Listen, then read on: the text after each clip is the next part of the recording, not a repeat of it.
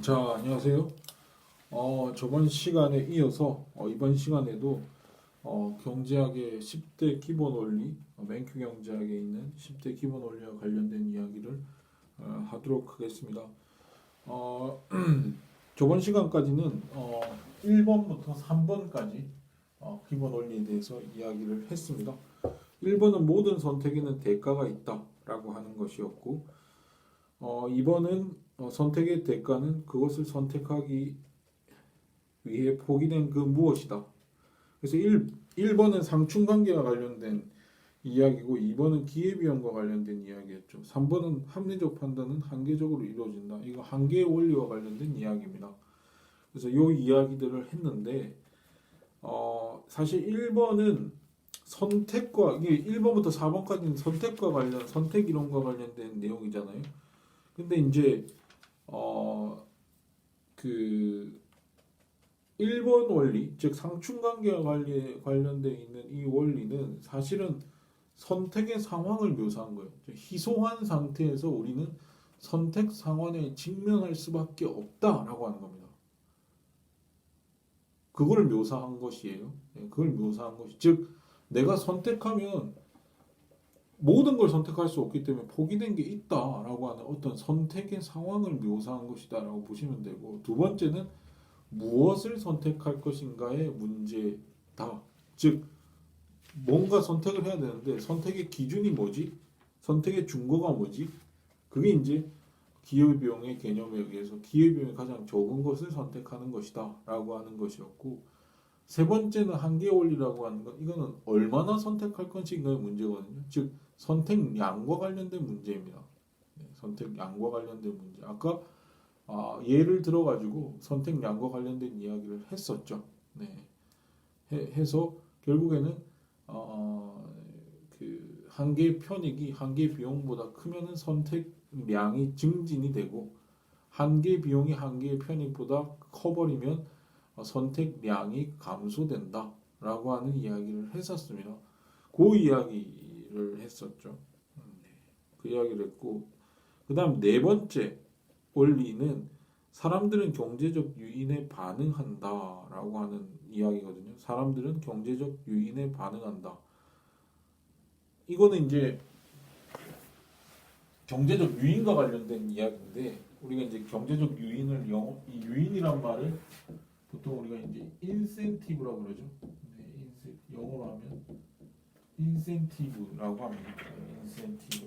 경제적 인센티브 또는 경제적 유인 같은 말인데, 경제적 인센티브, 경제적 유인에 반응한다. 이거는 선택이 변동될 수 있습니다. 유인가가 변동이 되면, 경제적 유인이 변동이 되면 선택도 변동을 해요. 네, 선택의 양이 증진되거나 감소될 수 있다. 그래서 유인에 반응한다. 요 이야기인데, 그래서 이거 그대로 써보면 사람들은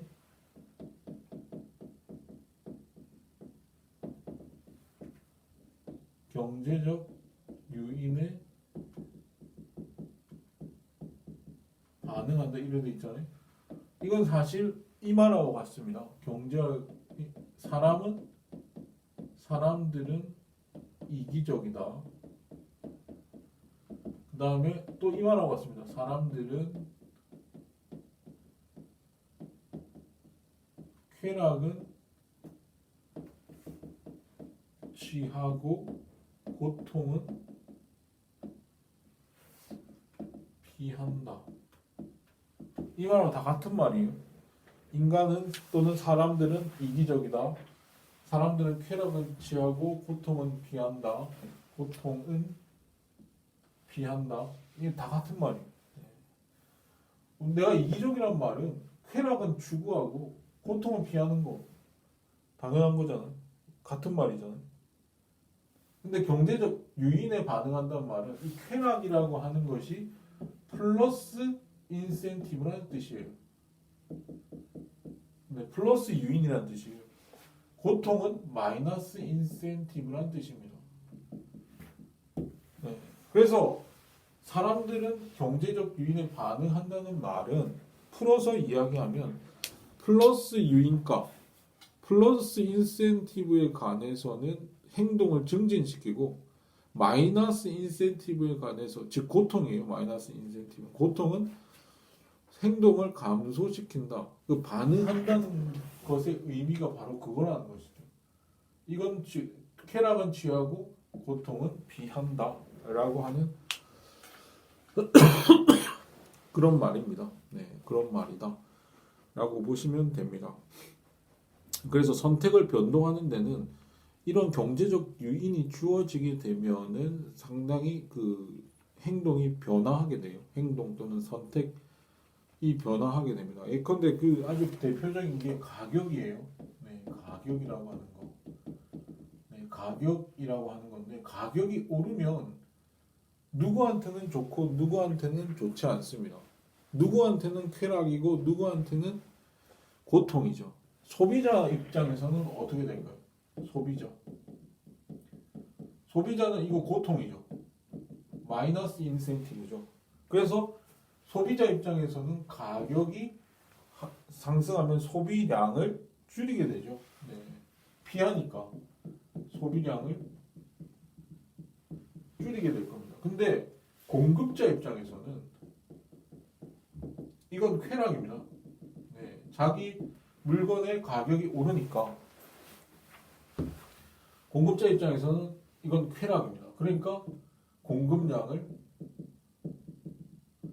이 선택량을 공급자의 선택량은 공급량이니까 공급량을 늘리게 되는 것이죠. 그래서 가격이라고 하는 이 인센티브 경제적 유인에 반응을 합니다. 사실은 이거는 사실 그 경제학에서 가격이라고 하는 것은 상당히 중요한 역할을 하는데 자원 배분을 효율적으로 만드는 게 바로 가격이에요. 자원 배분에 영향을 미치는 게 가격입니다. 네, 가격이고 그래서 만약에 저렇게 가격이 올라 버리게 되면 공급자들이 더 많이 생산을 하게 되고 그 가격이 오른 상품에 더 많은 자원들이 그쪽으로 몰리게 되죠. 그 이전에 비해서 가격이 오르기 이전에 비해서 가격이 오르면 공급량을 늘릴 뿐만 아니라 그 공급량을 늘림으로 인해서 여러 그 생산품에 들어가는 요소들이 그 요소들에 대한 공급도 늘어나게 되고 생산도 늘어나게 되고 해서 결국에는 그쪽에 그 분야에 자원이 몰리게 되는 것이죠. 네, 몰리게 되는 겁니다. 예컨대 뭐 옷의 가격이 오른다. 어떤 제품의 옷 가격이 오른다. 그러면은 옷에 들어가는 옷감이나 또는 염료 이런 것의 공급도 늘어나게 되니까 그 시장이 훨씬 더 늘어나면서 자원 배분이 그쪽으로 몰려들게 되죠. 그러면서 가격이라고 하는 것의 등락은 자원 배분을 영향을 미치는 그런 상황이 되게 되고 그리고 그 업계에 종사하는 종사자들의 소득 분배분도 늘어나게 되겠죠. 그 이전에 비해서 그쪽에 자원 배분이 많이 들어가고 그쪽에 돈이 많이 몰리게 되고 그러면서 거기에 종사하는 종사자들의 소득 수준도 높아지게 되는 그래서 자원 배분과 소득 분배에 있어서 가격이라고 하는 것이 엄청나게 영향을 미쳐서 어떤 선택에 영향을 미치고 그 선택이 결국은 가격이 선택량에 영향을 미치고 가격의 등락에 영향을 미치고 결국에는 자원 배분과 소득 분배에 영향을 미치는 하나의 요인이 되는 겁니다. 네, 요인이 되는 거예요. 그래서 이제 이 가격이라고 하는 것은 일종의 하나의 정보 역할이거든요. 정보를 주는 역할이에요. 가격은 상당히 중요합니다. 경제에 참여하는 경제 주체들한테 정보를 주게 되고 그 정보에 따라서 자기 행동량을 변화시키게 되죠. 선택량을 변화시키게 되고 그 선택량의 변화를 통해서 자원 배분이 이루어지게 되고 소득 분배가 이루어지게 되는 것입니다. 그래서 이 가격이라고 하는 것은 단순히 어떤 숫자 노름이 아니라 숫자가 뭐 커지거나 작아지거나 이런 문제가 아니라 경제에서 가격의 흐름은 시장의 어떤 행동, 시장의 정보 또는 시장의 자원 배분 상태 그리고 시장에 의한 소득 분배 상태까지 영향을 미치게 됩니다. 그래서 가격은 세 가지거든요. 세 가지 기능을 합니다. 하나는 정보 전달의 역할을 하게 되고, 두 번째는 자원 배분상의 어떤 역할을 하게 되고, 세 번째는 소득 분배의 역할을 하기 때문에 가격이라고 하는 것은 상당히 중요한 것이다. 그래서 이 가격이라고 하는 것에 이 가격이라고 하는 그야말로 그 하나의 그 시장 상황을 대표하는 하나의 정보입니다. 근데 이거를 정부가 변화시키고자 하는 그 동기가 강하거든요. 네. 정부는 선한 의도에 의해서 이 가격을 좀 변화시키고 싶은 생각이 많아요. 그래서 정부가 만약에 너무 이 어떤 시장의 가격 구조가 마음에 들지 않는 나머지 가격을 좀 변화시키고 싶다라고 하는 동기가 굉장히 강하거든요. 특히 이제 뭐 정부 입장에서 봤을 때 이 소득 분배 상황이 별로 좋지 않다고 판단이 될 경우에는 정말 서민들한테 필요한 재화 또는 서비스에 대해서 일정한 가격 통제를 하고 싶어 하는 유인이 발생을 해요. 즉, 이 가격이라고 하는 건 아까 세 가지 기능을 이야기했죠. 정보 전달 기능, 그 다음에 자원 배분 기능, 소득 분배 기능, 이 세 가지 기능이 있는데, 이 세 가지 기능 중에 요 소득 분배 기능에다가 개입을 하고 싶은 거예요. 여기 개입을 정부가 하고 싶은 거예요. 그래서 서민들한테 정말 필요한 재화나 서비스, 뭐 주택 시장 같은 거, 거기 뭐 주택이 없는 사람들한테는 주택이라고 하는 것이 정말 서민들한테 필요하다고 싶으면 주택 가격이 너무 높다고 정부가 판단할 수 있어요. 그러면 주택 가격을 통제하려고 하는 동기가 강하거든요.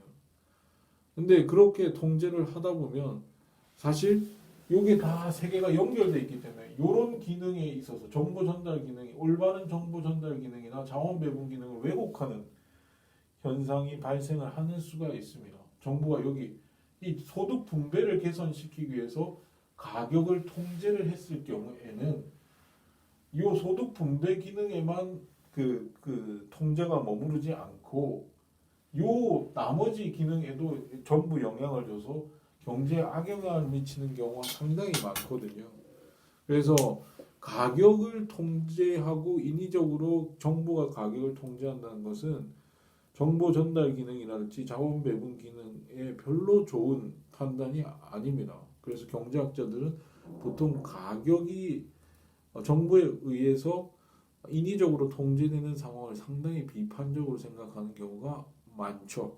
네, 이 가격이야말로 이 사람들의 경제적 유인에 엄청난 영향을 미치는 것이기 때문에 그러하다는 겁니다. 그 중에서 가장 대표적인 게 세금이죠. 네, 세금 같은 것도 이 가격 기능에 영향을 미치는 대표적인 요인 중에 하나입니다. 어떤 상품, 어떤 재화나 서비스에 세금을 많이 물려버리게 되면 그만큼 가격에 영향을 미치거든요. 세금 때문에 세금을 많이 매긴 만큼 가격 구조가 상승할 가능성이 높습니다. 그렇기 때문에 이 세금은 가격에 영향을 미치게 되고 결국은 이런 기능들이 잘 작동하지 않는 경우도 있다. 네, 정보 전달이 오류가 발생할 수 있고 자원 배분도 올바르게 되지 않고 왜곡되는 경우가 많다라고 볼 수 있는 것이죠. 네.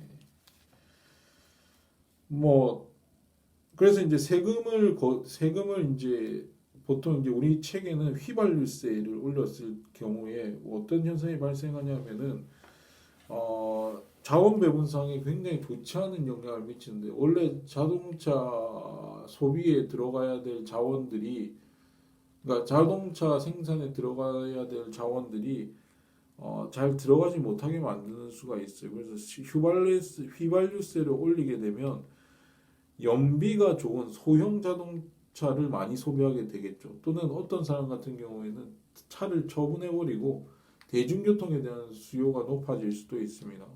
또는 전혀 뭐 기름이 안 들어가는 전기차를 구입한다든지 아니면 아예 뭐 직장과 가까운 곳으로 차를 몰지 않아도 될 거리만큼 이사를 가버린다든지 이런 아주 행동에 그 뭐 휘발유세를 매기지 않았더라면 발생하지 않을 자원 배분의 왜곡 현상들이 계속 발생을 하거든요. 자원 배분의 왜곡.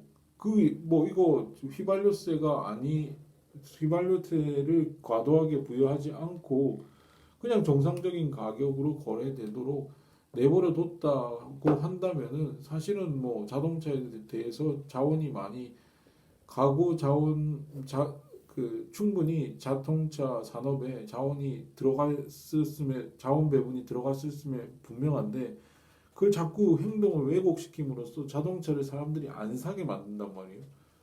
뭐 사봐야 소형차를 산다든지 대중교통 수단이 늘어난다든지 하는 자원 배분의 왜곡 현상이 발생해 버리는 경우가 많기 때문에 되도록이면 정부가 세금을 매긴다든지 아니면 인위적으로 가격을 통제한다든지 이런 것은 하지 않는 것이 좋다. 왜냐하면 그것은 사람들의 유인 구조를 파괴시키는 그 자원 배분의 왜곡을 가져오기 때문이다. 라고 하는 정도로 설명을 할 수 있겠죠. 자, 이게 이제 선택과 관련된 선택 이론과 관련된 이야기입니다. 그래서 이제 상충관계, 기회비용, 한계 원리, 경제적 유인과 관련된 이야기. 경제적 유인은 인간의 어떤 그 본성 또 이기심에서 비롯된 어떤 이런 원리들에 대해서 이야기를 하고 있어요. 그 중에서 가장 중요한 가격이 경제적 유인으로서 어떤 그 효과를 나타내는가와 관련된 이야기를 했다고 보시면 돼요. 그 다음에 다섯 번째 이야기, 다섯 번째 기본 원리는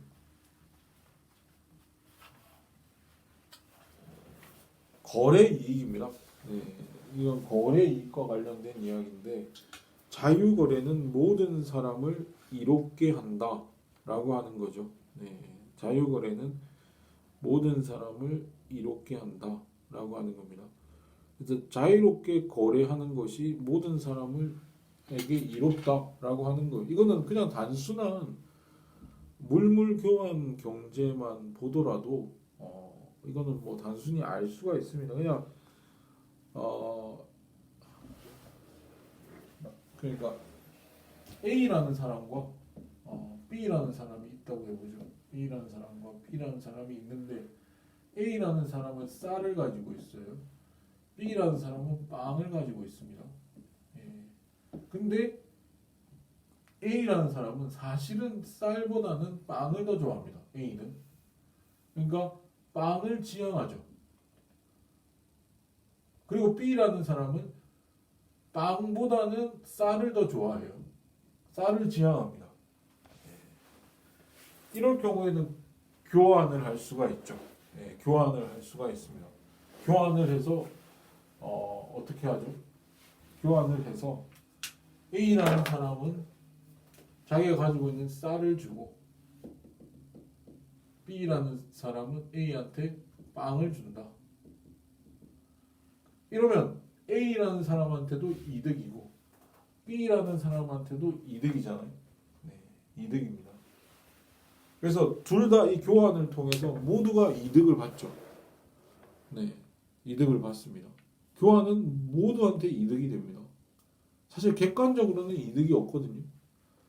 왜냐하면 쌀과 빵 그냥 맞바꾼 것에 불과하기 때문에 사회 전체적으로 보면 그냥 쌀, 빵 똑같아요. 존재하는 양은 존재량이나 존재하는 것의 종류 양은 같죠. 지금 쌀, 빵 그대로 있어요. 그냥 소유권만 변동된 것에 불과합니다. 사회 전체적으로는 아무런 가치의 변동도 가치의 증가도 없어요. 근데 둘 다한테는 이득이 되기 때문에 그 이전 교환 이전에 비해서 교환 이유가 모두 주관적 가치 측면에서 가치의 상승이 왔습니다. 이게 사실 교환을 통해서 이득을 얻는다는 것, 그걸 우리가 이득을 얻는다라고 하는 것은 그야말로 주관적 가치의 증진을 의미합니다. 그래서 객관적 가치가 아니라 주관적 가치의 증진 현상이다 라고 보시면 되는 것이죠. 그래서 이제 교환이라고 하는 건 사실은 두 당사자가 자발적으로 교환을 하는 데 있어서 만약에 그 자발적 교환이 이득이 되지 않는다 그러면은 뭐 교환할 필요가 없죠. 교환을 통해서 서로가 이득을 얻기 때문에 사실은 자발적으로 교환을 하는 겁니다. 그래서 교환이라고 하는 것은 두 당사자한테 이득이 되기 때문에 하는 것이기 때문에 결국 교환을 한 후에는 모두가 그게 이득이 되는 상태가 되는 것. 그 이전에 비해서 교환 이전에 비해서 교환 이후에는 두 당사자 모두 이득을 얻을 수밖에 없는 구조로 돼 있다라고 하는 겁니다. 자, 이때 이제 거래 이익이라고 하는 거, 교환은 모든 사람을 이롭게 한다라고 하는 건 이 교환 이득이라는 거래 이득 또는 교환 이득, 거래 이익 또는 교환 이득이라고 하는 요 개념과 연결돼 있는 그런 원리다라고 보시면 되는데 이 거래 이익의 개념은 자족 경제보다 거래가 일어나는 교환 경제가 더 좋다라고 하는 의미입니다. 자급자족 경제보다 교환 경제가 더 좋다라고 하는 것의 의미죠. 왜냐하면 이건 무슨 말이냐면 자급자족 경제라고 하는 것은 자기가 필요한 모든 재화나 서비스를 자기가 스스로 생산해서 소비하는 경제, 그걸 자급자족 경제라고 그러죠. 근데 교환 경제라고 하는 것은 자기가 필요로 하는 모든 재화나 서비스를 자기가 생산해서 쓰는 게 아니라 교환을 통해서 그 필요를 충족시키는 경제입니다. 그래서 자기는 이 교환 경제에서는 자기는 어떤 하나의 생산품에만 하나의 재화나 서비스에 특화를 합니다. 특화 또는 전문화라고 그러죠. 모든 걸 자기가 필요한 모든 걸 생산하는 자급자족 경제가 아니라 여러 가지 할 수 있는 것 중에 하나에만 특화를 하죠. 그리고 그 특화를 함으로 인해서 분업 구조가 생깁니다. 그 사회에 분업 체제가 생기죠. 분업 체제가 생기고 그 분업 체제 하에서 교환이 이루어지는 겁니다. 교환 또는 거래가 이루어지는 것이죠. 그래서 거래를 통해서 자기가 필요한 물건을 구할 수 있는 겁니다. 구할 수 있어요. 자기는 하나에만 전문화를 하고 나머지는 타인들이 다 생산을 해줄 테니까 그걸 교환을 통해 자기가 만든 물건을 주고 자기 필요한 거를 이렇게 받아오는 구조. 이게 뭐 시장이고 그게 교환 경제의 특징이죠. 시장 경제 또는 교환 경제의 특징입니다. 근데 이 경제가 훨씬 더 이득이 된다라고 하는 겁니다. 이득이 되는 것이다. 왜 이득이 되느냐? 간단한 예를 통해서 우리가 알 수 있는데 예를 들어보면 이런 거죠. 우리가 이제 마이클 조던이라고 하는 사람을 알죠. 마이클 조던이라는 사람이 전설적인 지금도 살아있지만 전설적인 농구 선수입니다. 농구 선수 마이클 조던이라는 사람이 있고 A씨 일반인 A씨가 있습니다. A씨가 있는데 해야 될 일이 농구랑 잔디깎기가 있다고 해보죠. 잔디깎기가 있다고 해봅시다. 잔디를 깎아야 돼요. 미국에서는 자기 앞마당에 있는 잔디를 일정한 길이까지 길지 않게 깎는 것이 매우 중요합니다. 왜냐하면 미국에서는 잔디가 너무 무성해지고 하면은 땅값이 떨어진다는 그 생각을 하고 그 마을에 있는 커뮤니티 공동체에서 잔디를 깎지 않는 집안에 대해서는 벌금을 부여하는 그런 제도들을 마련해 놓는 경우가 많거든요. 그 지역의 땅값을 유지하기 위해서 너무 이제 환경을 훼손을 자연 경관을 훼손을 하게 되면 땅값이 떨어질 가능성이 높으니까 그런 식의 조치를 하기 때문에 잔디를 반드시 깎아야 됩니다. 잔디를 깎지 않으면 혼나요. 뭐 이웃들로부터 질타도 받을 수 있고 뭐 벌금도 많이 내야 되고 하기 때문에 잔디를 깎는 수고를 반드시 해야 되는데 자, 이 경우에 이렇게 한번 생각해 보자는 거죠. 조던이라는 사람은 상당히 유능한 사람입니다. 농구에 있어서. 그래서 농구를 굉장히 잘하는 사람이죠. 농구를 굉장히 잘하는 사람이라서 이 사람이 하루 종일 농구 연습을 하고 연습을 하기만 하면 하루 종일 농구 연습을 하면 농구 연습도 하고 농구 경기도 하면은 한 시간에 시간당 한 시간당 1,000만 원을 번다고 해봅시다. 1,000만 원 우리 돈으로 1,000만 원을 번다. 농구를 하면 한 시간에. 근데 잔디 깎기를 하면은 조던은 한 시간만 투자를 하면 잔디를 깎는다 이거예요.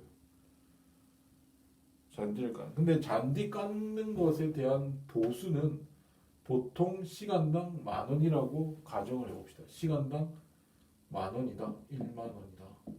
네, 가정해보죠. 근데 A씨는 일반인 A씨는 잔디를 깎으면 2시간을 깎아야 되는데 그러니까 마이클 조던의 앞마당에 있는 그 잔디 있잖아요. 앞마당에 있는 그 잔디를 깎는데 마이클 조던은 1시간이면 되고 A씨는 2시간이어야 된다.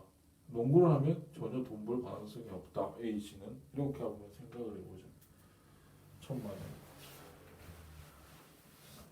그러니까 지금 잔디 깎기만 하더라도 조던이 힘이 좋기 때문에 이제 운동을 하는 사람이기 때문에 힘이 좋잖아요. 그래서 잔디 깎기도 A씨에 비해서 훨씬 잘해요.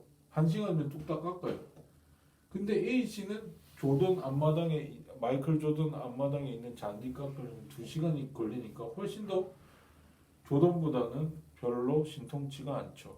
그리고 이 A씨는 2시간 깎아서 2만 원에 뭐 시간당 10,000원이니까 2만 원의 소득을 올릴 수 있죠. 네. 네, 또 올릴 수 있습니다. 이건 한 시간에 1,000만 원 얻는 거고, 한 시간에 이제 1,000만 원 얻는 거고.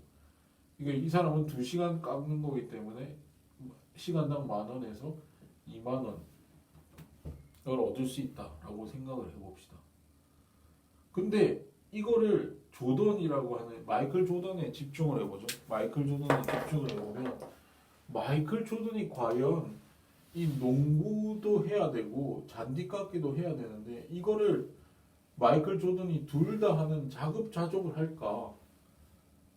둘 다 필요로 하는데 이 둘 다를 하는 게 나을까? 아니면 자급자족 이 둘 다를 조던이 혼자 하지 않고 교환 경제를 생각해서 마이클 조던은 농구에만 특화를 하고 잔디 깎기는 A씨한테 맡겨서 잔디 깎기 서비스에 대해서 교환하는 게 더 좋냐? 그러니까 즉 한마디로 말해서 잔디 깎기를 자급자족해서 조던이 스스로 하는 게 좋으냐? 아니면은 잔디 깎기 서비스를 교환을 해서 A씨한테 맡겨버리는 게 좋으냐?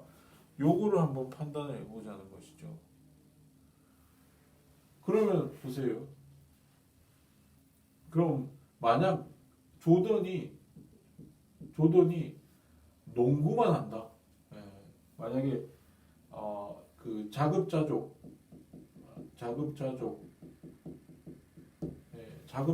한다. 라고 했을 때 자급자족만 한다고 했을 때는 이 사람은 조던은 농구만 하니까 이제 자급자족이 뭐 예컨대 이제 그 2시간의 여유가 있다라고 했을 때 2시간 동안 이 농구를 하는 데 있어서 1시간은 농구를 해서 1,000만 원을 벌고 1시간은 잔디 깎기만 해야 되니까 1,000만 원을 벌 수가 없죠. 그래서 2시간 동안 이 자급자족하에서는 그러니까 조던이 둘 다 해야 되는 상황에서는 1천만 원밖에 벌 수가 없을 거예요. 근데 교환 경제다. 교환. 즉 A씨한테 맡겨버리면 잔디깎기를 맡겨버리면 2시간 내내 농구를 할 수 있잖아요. 그래서 1시간에 1,000만 원이니까 2시간에 2천만 원을 벌겠죠. 2시간 동안 농구를 하고 그 다음에 빼기 A씨한테 2만 원을 줘야 되잖아요. 잔디깎기를 맡겼으니까 2만 원을 줘야 되잖아요. 2시간 맡기니까. 맡기면 2만 원을 마이너스 2만 원을 줘야 된다라고 하는 겁니다. 그러면 이 상황에서 교환 경제, 즉 잔디깎기 서비스를 교환하는 게 맞느냐 아니면 교환하지 않고 조던이 하는 게 맞느냐 했을 때 지금 이게 더 크죠. 이게 더 크죠. 이게 더 큽니다. 즉 잔디깎기 서비스를 맡겨버리면 돼요. 맡겨버리면 되고 A씨는 그동안 2만 원 잔디깎기에 대해서 2만 원을 받았었는데 사실은 3만 원을 줘도 별 상관없어요. 조던 입장에서는 3만 원을 줘도 이게 크거든요. 4만 원을 줘도 커요. 5만 원을 줘도 커요. 1,000만 원 미만이면 이게 다 큽니다. 이 A씨한테 주는 돈이 2시간 동안 1,000만 원 미만으로만 주면 자기한테 이득이에요. 그러니까 A씨는 그동안 잔디깎기 2시간 동안에 2만 원을 받아왔지만 마이클 조던이라고 하는 굉장히 능력 있는 사람 밑에 들어가면 2만 원보다 더 많이 받을 공산이 커지게 돼요. 공산이 커지게 되고 거래가 굉장히 쉬워집니다. 왜냐면은 2만 원과 1,000만 원 사이에서 거래가 이루어질 수 있을 테니까 2만 원과 1,000만 원 사이에서 그 가격 협상의 폭이 넓잖아요. 그래서 이 사람은 3만 원만 줘도 좋다고 하고 잔디 깎을 사람이에요. A씨라고 하는 사람은. 그래서 거래가 상당히 용이하게 이루어질 수가 있죠.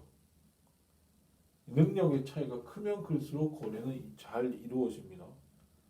그래서 거래 이익이라고 하는 것은 자급자족 경제보다 교환 경제가 양 당사자, 거래를 하는 당사자 입장에서 모두가 이득이기 때문에 이 상황에서는 잔디깎기 서비스라고 하는 것이 교환을 하는 것이 좋다. 맡기는 게 좋다.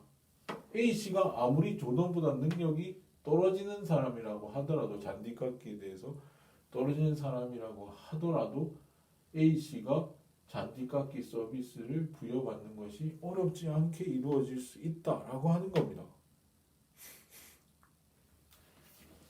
자, 그래서 교환이 활발하게 이루어진다라고 하는 거예요. 거래 이익은. 그래서 시장이 형성되는 이유는 바로 거래 이익이 발생하기 때문에 이렇게 시장이 형성됩니다. 즉 거래 당사자 모두 이득이 되는 방향으로 하다 보면은 결국은 거래를 하는 것이 더 이득이에요. 모두가 자기 전문 분야에 특화를 하고 그 분업체계 아예 들어가서 교환을 통해 가지고 자기의 필요를 충족시키는 것이 자기 일을 더 열심히 하고 자기 일에 더 전문성을 가지고 더 생산성이 높게 일을 할 수 있는 하나의 방법이기도 하죠.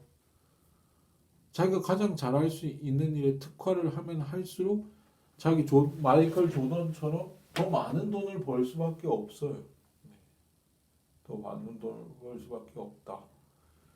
거래를 하는 것이 훨씬 더 자급자족 경제보다 이득이다 라고 하는 것이죠. 자, 이게 이제 거래 이익 개념 또는 기본 원리 5번 자유거래는 모든 사람을 이롭게 한다는 말의 의미입니다. 의미. 그리고 6번 일반적으로 시장의 경제 활동을 조직하는 좋은 수단이다 라고 이야기가 됩니다. 효율성 개념이거든요. 이 효율성, 시장이 효율성을 달성해 준다라고 하는 겁니다. 시장은 일반적으로 시장의 경제 활동을 조직하는 좋은 수단이다라고 하는 것. 네, 일반적으로 네, 시장 시장은 시장이 경제 활동을 조직하는 좋은 수단이다라고 하는 것입니다. 그래서 이제 시장이라고 하는 것이 경제 활동 또는 자원 배분의 효율성을 달성하는 좋은 수단이다라고 이제 이야기를 했는데 이거는 뭐 아까 여러 이야기를 통해 가지고 시장과 관련된 이야기를 통해 가지고 이미 이야기가 된 거예요. 이야기가 된 건데 요것과 관련해서 이야기할 게 첫 번째는 그겁니다. 첫 번째는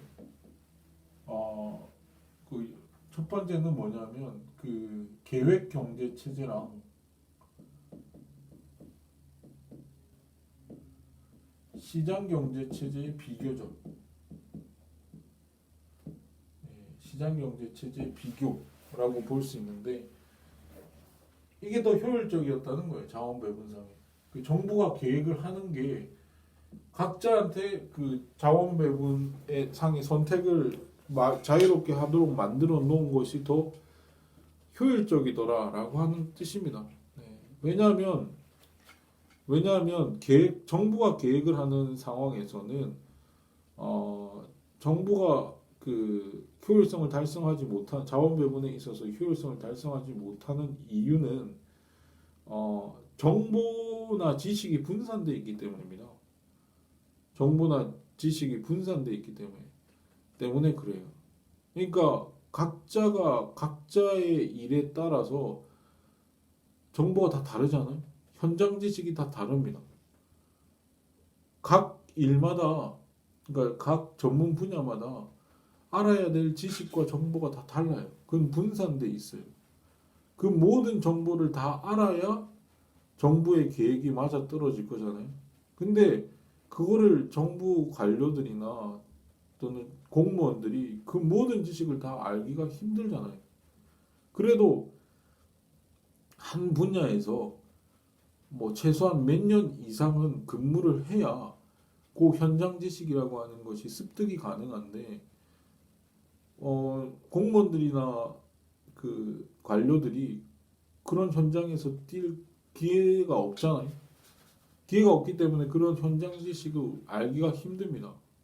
특히 이런 현장 지식이라고 하는 것은 보편화되어 있는 지식이 아니에요. 뭔가 이렇게 명료하게 알 수 있는 뭐 수학같이 뭐 수학처럼 뭐 이해를 하면 우리가 땡인 지식이 아니라 현장 지식이라고 하는 것은 암묵적인 지식일 가능성이 높다는 것이죠. 그래서 직접 경험을 통해서 습득을 하지 않으면 도저히 알 수 없는 지식일 가능성이 높기 때문에 지식은 분산돼 있습니다. 지식과 정보는 분산돼 있고 그 모든 지식과 정보가 분산돼 있기 때문에 정부가 중앙 집권적으로 그 모든 정보를 취합해서 할 수 있는 가능성은 거의 제로에 가깝다는 이야기죠. 그래서 개개인들이 자유롭게 자기가 속해 있는 그 분야의 현장에서 스스로 판단하고 선택하고 계획하는 그 시장 경제 체제라고 하는 것이 더 효율적인 이유라고 하는 겁니다. 그래서 시장이 경제 활동을 조정하는 좋은 수단이다라고 하는 말의 의미를 우리가 계획 경제 체제랑 시장 경제 체제를 대별해서 우리가 분석을 해버리면 시장 경제 체제는 결국 그 분권화된 의사결정 시스템이거든요. 계획 경제 체제는 중앙 집권적인 의사결정 시스템이니까 지식과 정보의 성격이 분산적인 성격을 가지고 있다는 측면을 잘 안다면 시장 경제 체제가 계획 경제 체제보다 자원 배분의 효율성을 달성할 가능성이 더 높다는 것은 거의 명백한 사실처럼 들립니다. 그래서 이제 시장 경제 체제가 훨씬 더 자원 배분의 효율성을 달성하는데, 즉 경제 활동을 조직하는 좋은 수단이 될 수 있고요. 그리고 우리가 이제 이야기를 했듯이 그 아담 스미스의 보이지 않는 손이라고 하는 것, 그 보이지 않는 손, 그러니까 아담 스미스의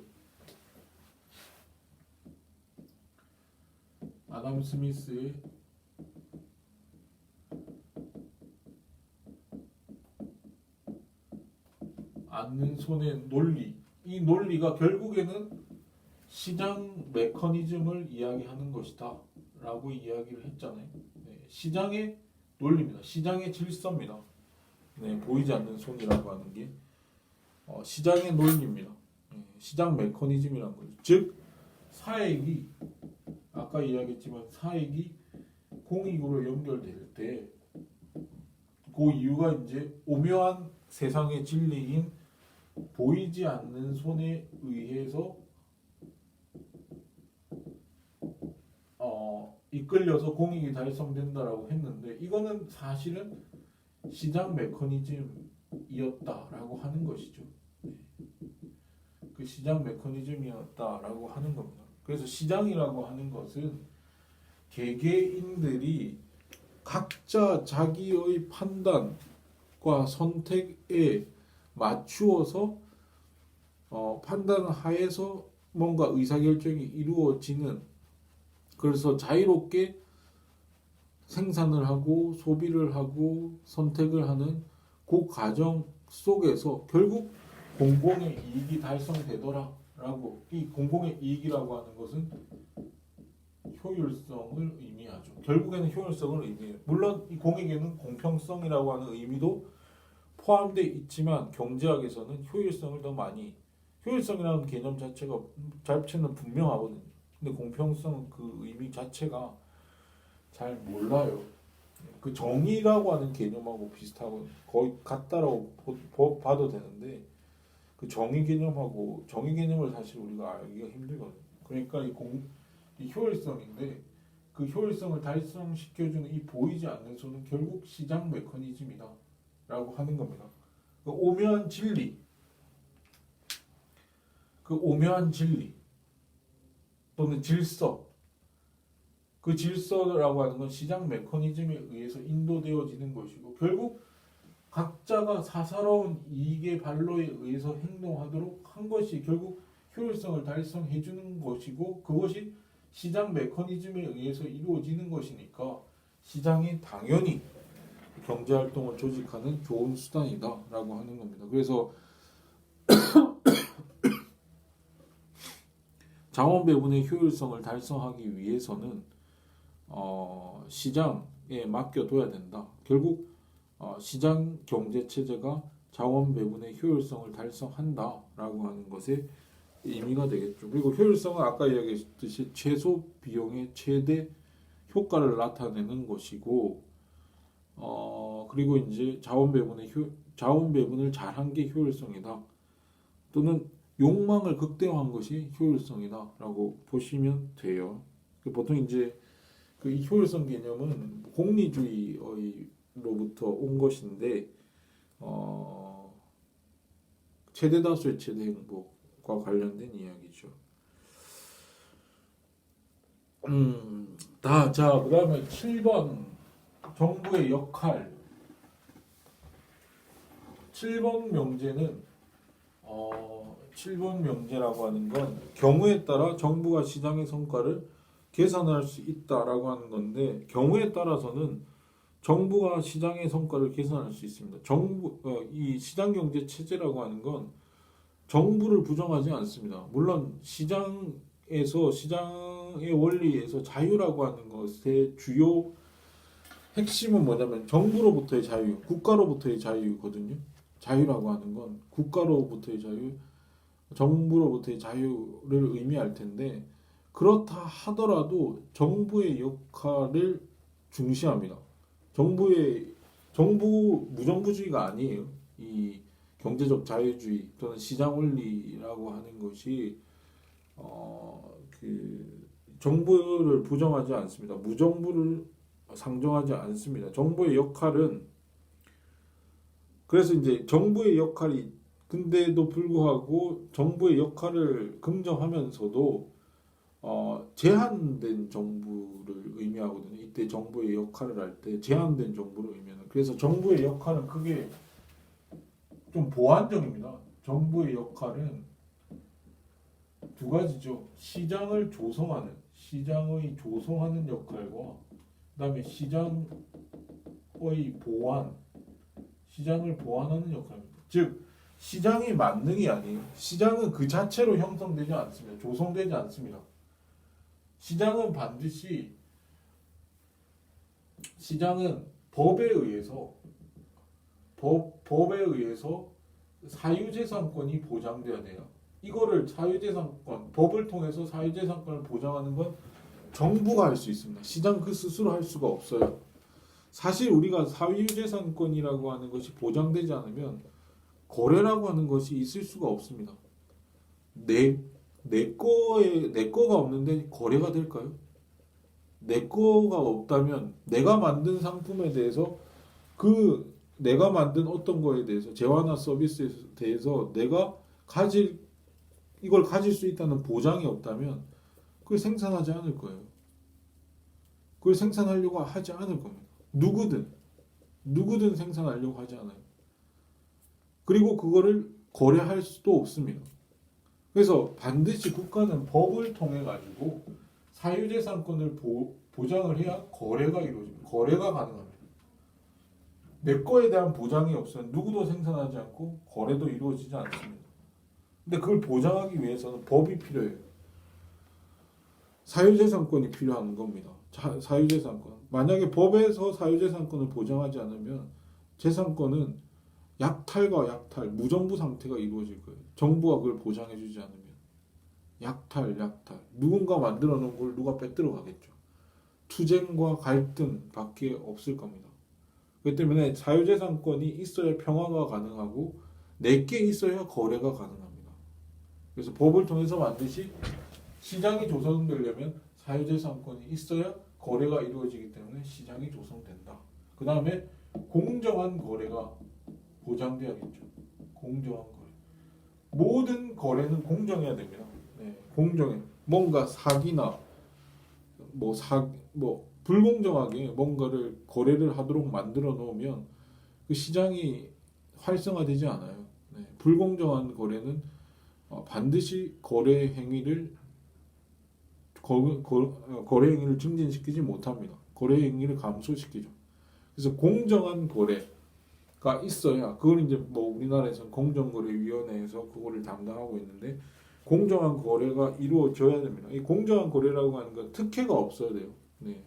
누구만 그 어떤 상품을 생산하도록 허용한다.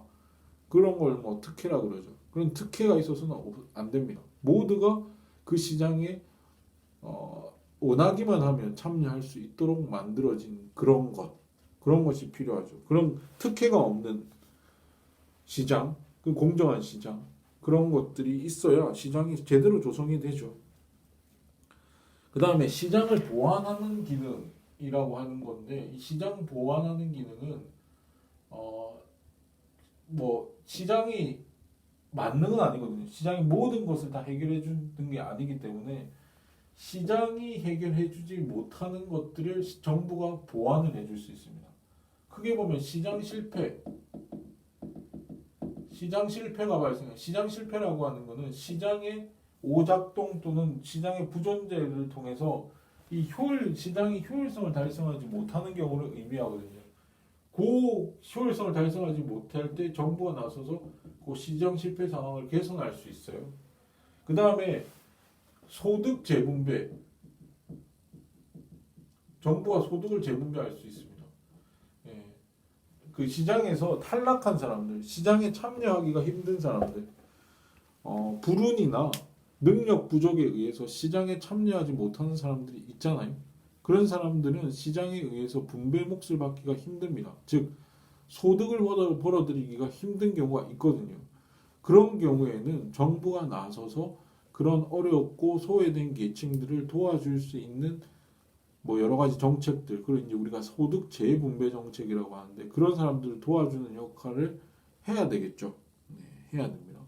그 시장이 할 수 없는 시장의 어떤 미비점 이런 것들을 보완해 주는 것이 소득 재분배 정책과 시장 실패가 발생했을 때 그 시장의 효율성을 개선시켜 주는 역할로서 정부가 등장할 수 있는데 이 시장의 보완과 관련된 정부의 역할과 관련된 이야기는 다음 시간에 또 다음 주에 하도록 하겠습니다. 수고하셨어요.